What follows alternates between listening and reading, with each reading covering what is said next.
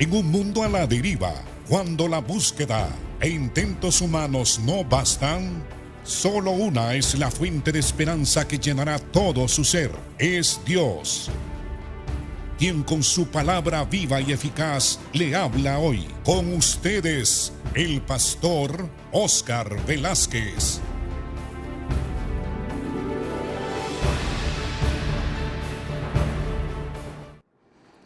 Bienvenidos a este su programa. Estamos estudiando el capítulo 10 del libro de San Juan. El Señor dice: yo soy el buen pastor, y el buen pastor su vida da por las ovejas, mas el asalariado y que no es el pastor, de quien no son propias las ovejas, ve venir al lobo y deja las ovejas y huye, y el lobo arrebata las ovejas y las ovejas se dispersan. En la historia de los pastores del Antiguo Testamento, y asumo yo que en la historia de los pastores que hay actualmente, que han habido en diferentes culturas y países, porque ciertamente han habido pastores que cuidan los rebaños en diferentes culturas, en diferentes países. La mayoría de los pastores son los hijos o las hijas del dueño de las ovejas, como en el caso de David. David pastoreaba las ovejas de su padre, como en el caso de Jetro, que tenía muchas hijas y ellas pastoreaban las ovejas de su padre, y así sucesivamente. Los padres enseñaban a sus hijos sus oficios. Y los que eran dueños de estas ovejas amaban tanto las ovejas, tenían tanto celo por el bienestar de las ovejas, que cuando venían los lobos o cuando venían las fieras y los ladrones, estos defendían sus ovejas de tal manera de que arriesgaban sus propias vidas para proteger sus ovejas, porque no eran asalariados, eran los dueños de las ovejas. Y hay una gran diferencia entre ser dueño de algo y defender eso porque somos dueños, a simplemente ser un salariado. Un asalariado es aquella persona que trabaja por el salario, no va más allá de sus deberes. Él cumple con sus deberes y recibe un salario, porque la Biblia dice que el obrero es digno de su salario. Pero solamente el obrero trabaja para ganarse su salario. No va más allá del deber. No va a arriesgar su vida por un salario.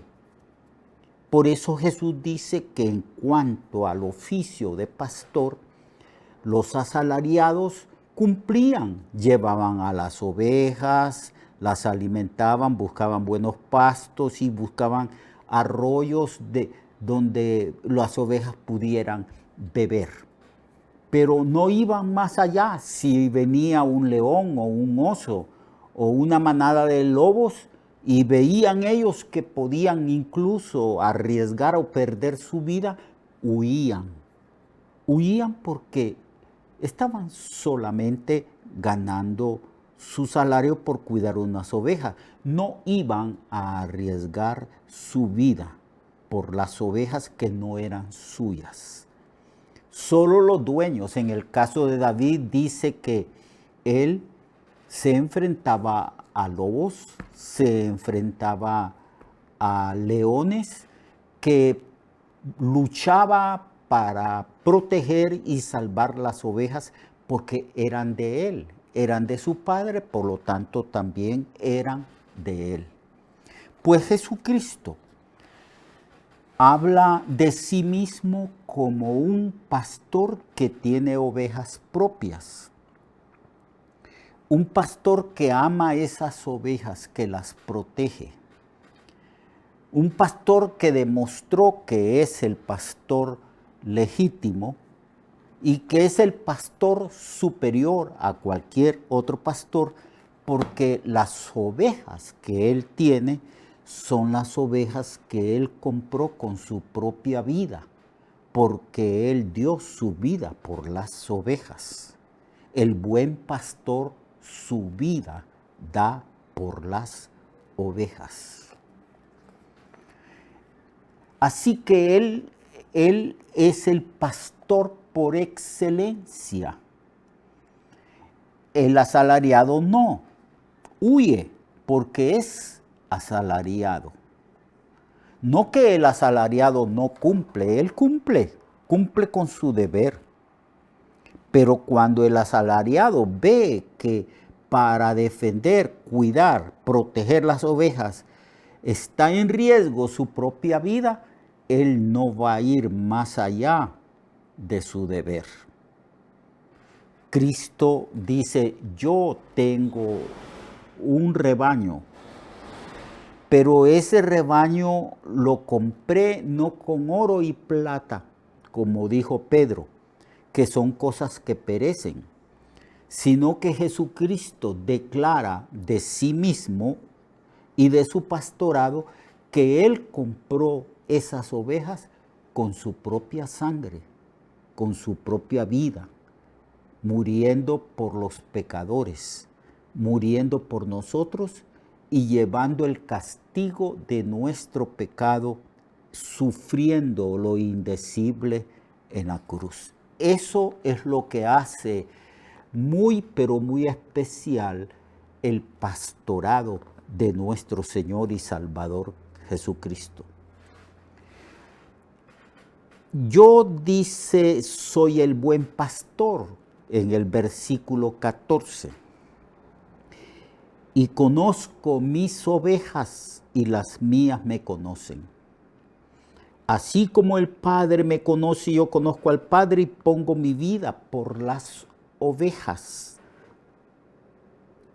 Él declara y enfatiza que como Mesías ha venido al pueblo de Israel y que primero tiene que salvar al pueblo de sus pecados. Esto es lo que declaró el arcángel Gabriel cuando habló con María. Le dijo que ella iba a tener un hijo y que ese hijo tendría por nombre Jesús, que quiere decir Jehová salva. Y enfatiza Gabriel diciéndole a María, porque él salvará al pueblo de sus pecados. Entonces vemos aquí que el rebaño que tiene Jesús lo compró él con su propia sangre. Pablo dice en el libro de los Hechos, lo ganó con su sangre. Pero el asalariado huye, porque es asalariado y no le importan las ovejas. Yo soy el buen pastor y conozco mis ovejas y las mías me conocen. Y así como el Padre me conoce, yo conozco al Padre y pongo mi vida por las ovejas. Estas ovejas, amados hermanos, somos nosotros, los cristianos. El Señor nos conoce desde antes de la fundación del mundo, porque en el libro de Romanos, en el capítulo 8, se declara de que a los que antes conoció, a estos también los predestinó para que fuésemos hechos a la imagen de su Hijo Jesucristo. Además nos conoce por la intimidad que Él tiene con nosotros, porque Él ha venido a nosotros. Y así como el Padre y el Hijo se conocen mutuamente, así Cristo conoce sus ovejas, porque estamos íntimamente relacionados y unidos con Cristo. Yo pongo, dice en el versículo 15, mi vida por las ovejas.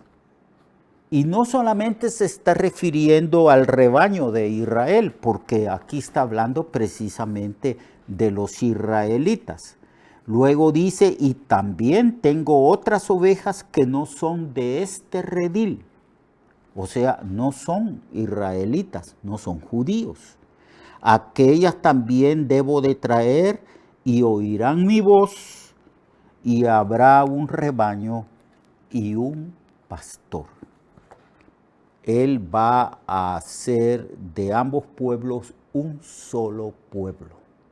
Del pueblo gentil y del pueblo israelita, un solo rebaño.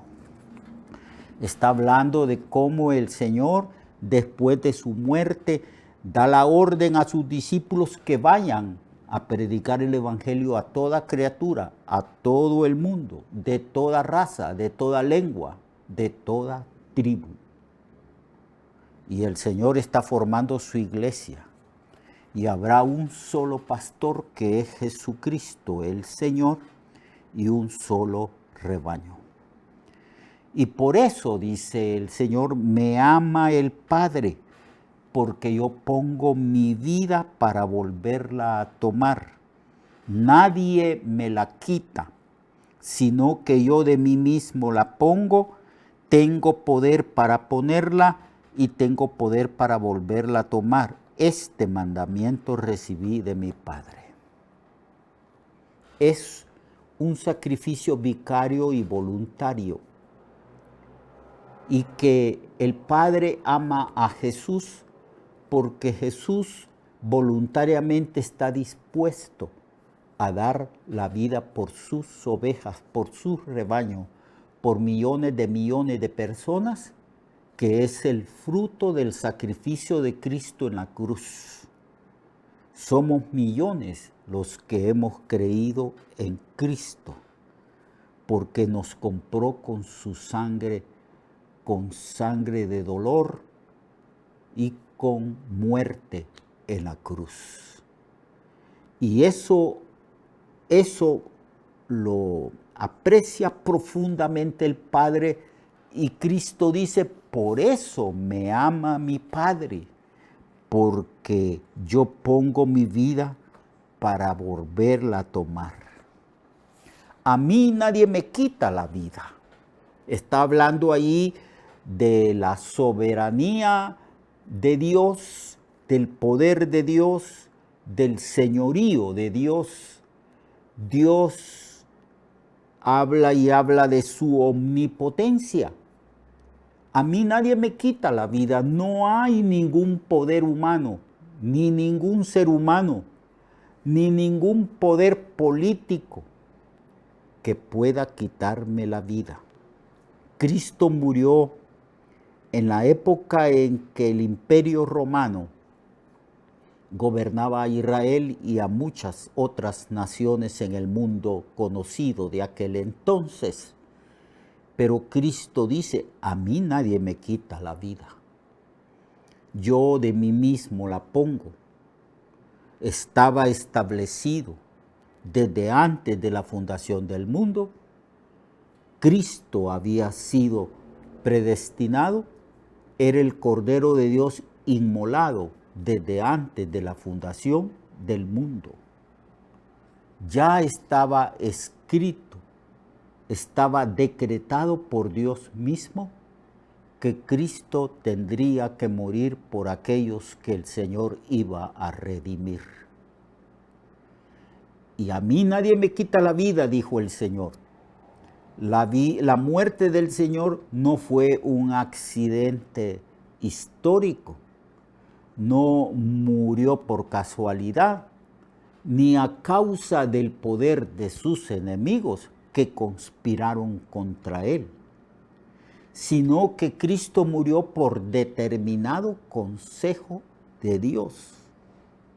Cristo mismo, allá en la eternidad pasada, el Padre, el Hijo y el Espíritu Santo elaboran el plan de salvación, y Cristo declara que dará su vida para redimir a sus ovejas, para redimir a los que iban a ser salvos. el Padre declara que estos redimidos son la dádiva de amor de Él para su Hijo.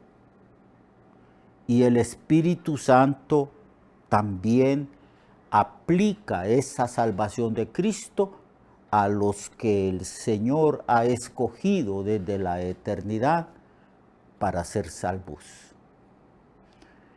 La plenitud de Dios, la Trinidad, de acuerdo en la redención y salvación y en la conformación de este rebaño, de estos millones de personas que se han convertido a Cristo y que son ovejas de su prado. Y el Señor dice, a mí nadie me quita la vida, siendo Él el omnipotente Dios, ¿quién puede quitarle la vida? Esto está ya decretado, es plan divino, Él tiene que morir, porque así lo determinó Él. Yo de mí mismo pongo mi vida. Yo tengo el poder, la autoridad. Yo tengo la omnipotencia de poner mi vida, de entregarla como un sacrificio para poder así perdonar los pecados de nosotros. Él cargó con nuestros pecados. Y para poder lavarnos con su sangre derramada allí mismo en la cruz. Yo tengo poder para hacer eso. A mí nadie me quita la vida, dice el Señor. Y tengo poder de dar mi vida y de volverla a tomar, como en efecto así sucedió, porque Cristo resucitó al tercer día después de haber muerto. Es un plan maravilloso. Nada queda al azar. No existe en cuanto a el plan de salvación nada que ocurra por casualidad, por accidente, por azar. Es el plan de Dios determinado desde antes de la fundación del mundo. Yo pongo mi vida, nadie me la quita. Era necesario que Jesucristo muriese en la cruz. Cuando el Señor resucitó, explicó a sus discípulos que era necesario que el Hijo del Hombre padeciera mucho de los ancianos, que fuese entregado en manos de los gentiles, en manos de Pilatos, y que muriera en la cruz para que se cumpliese las profecías relacionadas con su obra redentora. Era necesario, era plan divino, plan establecido por Dios mismo, por las tres divinas personas, para que nosotros ahora, como ovejas del Señor, experimentemos a plenitud la vida abundante que el Señor ofrece. Vida plena, de plena libertad del pecado, de gozo, de alegría, de gran poder sobre el pecado, porque podemos vivir triunfando sobre el pecado, porque el Espíritu Santo ha hecho morada en nosotros. Podemos desarrollar el carácter de Cristo por medio del Espíritu Santo que habita en nosotros. Podemos disfrutar de paz en medio de la tormenta, en medio de las pruebas, en medio de las circunstancias difíciles. Podemos tener paz, seguridad, y por fe podemos estar tranquilos sin temor a la muerte. Porque el Señor nos ha librado del temor de la muerte. Porque el Señor nos ha dado plena seguridad de nuestra salvación. Porque el Señor nos ha dado su vida, la vida del Cristo que resucitó hace más de 2000 años, la estamos experimentando nosotros. Por eso podemos juntamente con el apóstol Pablo decir, no vivo ya yo, mas vive Cristo en mí. Así que, hermano, esa es la vida abundante que nos ofrece nuestro pastor, nuestro buen pastor, que nos ama y que demostró que nos ama dando su vida, poniendo su vida para comprarnos para Dios, para que disfrutemos de una vida abundante. No hay vida tan plena, tan abundante como la vida del pueblo de Dios, vida que Dios nos ofrece a cada uno de nosotros. Así pues, amados hermanos, disfrutemos de esa vida abundante y disfrutemos del cuidado de nuestro pastor, porque Jehová es nuestro pastor y nada nos faltará. Dios le bendiga, Dios le guarde y lo espero mañana para que continuemos estudiando este evangelio maravilloso del apóstol Juan. Hasta luego. Recuerde que su vida puede cambiar y mejorar, porque la palabra de Dios es viva y eficaz, y más cortante que toda espada de dos filos. Hebreos 4:12. Nuestra oración y deseo es que esta palabra predicada lleve mucho fruto. Le esperamos en el próximo programa, a esta misma hora y en esta misma estación.